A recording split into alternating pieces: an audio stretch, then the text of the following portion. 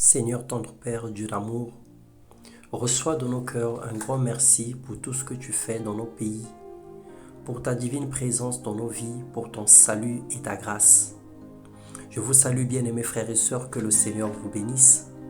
Ce matin, nous allons partager la parole de Dieu sur le thème « À qui irai-je » parce que nous savons que le salut des hommes est temporaire. Dans Jean 6, le verset 68, il est écrit « Simon-Pierre lui répondit, « Seigneur, à qui irions-nous? Tu as les paroles de la vie éternelle. » Par la direction du Saint-Esprit, Pierre a eu la révélation que Jésus était le chemin, la vérité et la vie. Et il savait qu'il n'avait pas d'autre issue que dans la présence de Dieu.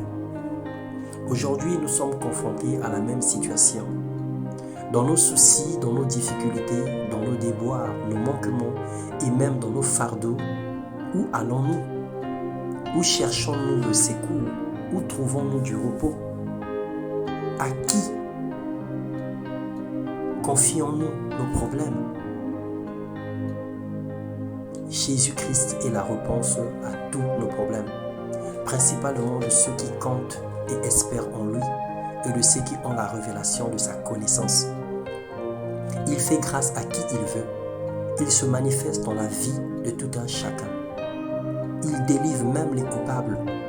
Mais lorsque nous le connaissons, lorsque nous sommes attachés à lui, il est principalement le secours de ceux qui se confient en lui. Il fera le tout, il aidera tout le monde, il aplanira tout chemin. Mais il fera premièrement dans la vie de ceux qui l'appartiennent. Tous crient à Jésus, mais pourquoi ne répond-il pas à l'appel ou au cri de tous? Nous faisons des prières, mais pourquoi toutes nos prières ne sont-elles toujours pas exaucées? Alors il y a plusieurs raisons aujourd'hui qui empêchent le Seigneur ou qui bloquent nos prières pour atteindre Dieu. Ce n'est pas que le Seigneur ne veut pas, mais certaines conditions ne sont pas remplies et empêchent la main de Dieu d'atteindre nos vies. Nous pouvons parler du manque de foi, selon Marc 11, 24. Il y a également le péché, Jean 9, 31. La mauvaise façon de demander à Dieu, dans Jacques 4, 3, la Bible dit que vous demandez et vous ne recevez pas, parce que vous demandez mal dans le but de satisfaire vos passions. L'inattention ou la distraction, lorsque le Seigneur parle et qu'on n'est pas sensible. La demande non soutenue par sa volonté, lorsque nous faisons des choses qui n'est pas de la volonté de Dieu. Romains 12, le verset 2 et Job 33, le verset 14. Le facteur temps, quand le moment n'est pas propice, selon Ecclésiaste 3, 1. Il est le maître des temps et des circonstances. Le Seigneur est sage et il sait quelquefois que le temps n'est pas propice pour nous accorder la chose dont nous avons demandé. Combien de personnes qui ont connu la mort à cause de l'élévation? Combien de personnes qui se sont rétrogradées à cause du mariage ou à cause de la bénédiction? Alors le Seigneur qui nous aime, il sait à quel moment nous donner ce que nos cœurs désirent. Il y a le manque de persévérance. Quelquefois, on a prié et on est au bout du rouleau, mais on ne se rend même pas compte, c'est en ce moment-là qu'on abandonne. Selon Colossiens 4, le verset 2. Et l'accomplissement du plan de Dieu, selon Jérémie 29, 11. Le Seigneur a pour nous les projets de bonheur et de paix pour nous donner un avenir et de l'espérance. Il y a des moments où le Seigneur attend son accomplissement, comme ce fut le cas de Moïse, qui était né, qui devait être jeté dans les eaux pour être appelé Moïse et pour venir sauver le peuple d'Israël, l'accomplissement du plan de Dieu. Dans Ézéchiel 33, le verset 17 à 20, il est écrit « Si le juste renonce à sa justice et commet l'injustice, il mourra à cause de cela. Si le méchant renonce à sa méchanceté et applique le droit et la justice, il vivra grâce à cela. Vous avez dit, la manière d'agir du Seigneur n'est pas correcte. Je vous jugerai chacun en fonction de sa conduite, dit le Seigneur.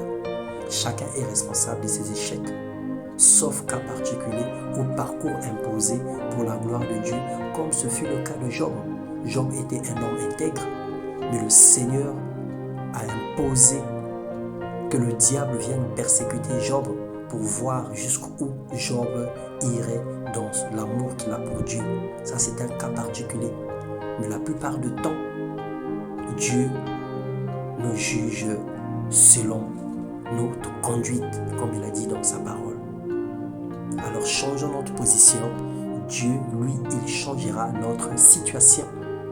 Nous n'avons personne à qui pourrions-nous y aller si ce n'est à Dieu seul, si ce n'est à lui qui a les paroles de la vie éternelle. Et c'est la parole de Dieu qui est une lampe à nos pieds et une lumière sur notre sentier. Elle seule peut nous guider, elle seule peut nous conduire.